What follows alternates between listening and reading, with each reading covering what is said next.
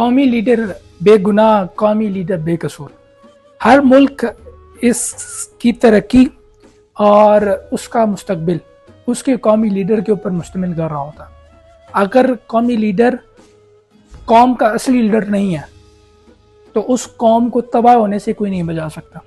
اگر قومی لیڈر اس ملک اور قوم کے ساتھ مخلص نہیں ہے تو اس ملک کو قوم کو ڈوبتے ہوئے اور ٹوٹتے ہوئے کوئی بھی نہیں بچا سکتا.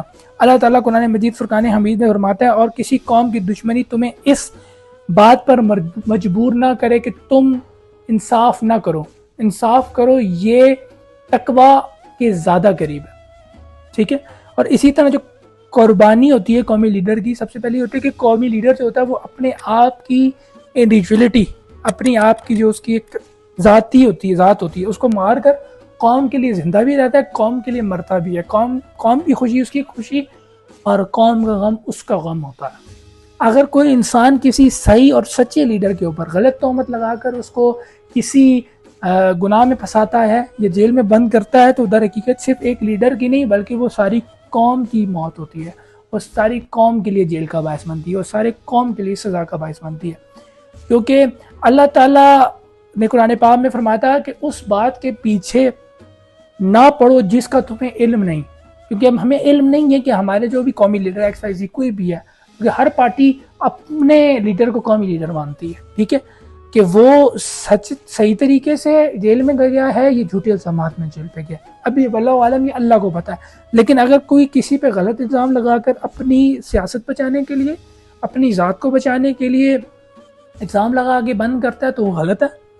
کیونکہ چاہے وہ any one X Y Z کو کوئی بھی ہو، وہ غلط ہے. اگر وہ اس کو صحیح میں بند کرتا ہے اور صحیح الزامات لگا کے بند کرتا ہے تو وہ قوم کے لیے بھلا ہے. ٹھیک ہے.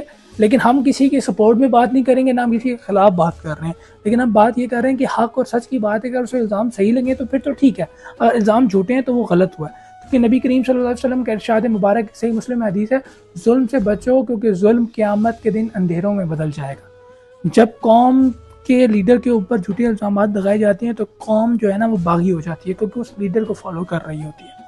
ٹھیک ہے. اور اسی طرح رسول اللہ صلی اللہ علیہ وسلم کا ارشاد مبارک ہے بخاری شریف کے اندر، رسول اللہ صلی اللہ علیہ وسلم فرماتے ہیں مدد کرو اپنے بھائی کی چاہے وہ ظالم ہو یا مظلوم. اب صحابہ نے پوچھا رسول اللہ ظالم کی مدد کیسے؟ آپ نے فرمایا اسے ظلم سے روکو. ظالم کی مدد سب سے بڑی یہ ہے کہ اس کو تم ظلم کرنے سے روکو تاکہ کل کو وہ ظلم اس کے لیے اندھیرے کا باعث نہ ہو، اس کے لیے کل قیامت کے روز جہنم کا باعث نہ بنے. خدارا ہم سب کو چاہیے کہ ہم سب ظلم کے خلاف آواز اٹھائیں، چاہے وہ ہمارا لیڈر ہو یا کسی اور کا لیڈر ہو. اگر وہ غلط پھنسا ہے تو ہمیں چاہیے کہ ہم اس کو بچائیں، اگر وہ صحیح پھنسا ہے تو ہمیں چاہیے کہ ہم دعا کریں کہ اللہ پاک اس کو ہدایت دے. اگر ہدایت نہیں دے رہا تو اس کے نصیب میں ہدایت نہیں ہے تو اس کو چک لے تاکہ اس قوم پہ جو دھرتی کا بوجھ ہے وہ ہلکا ہو جائے.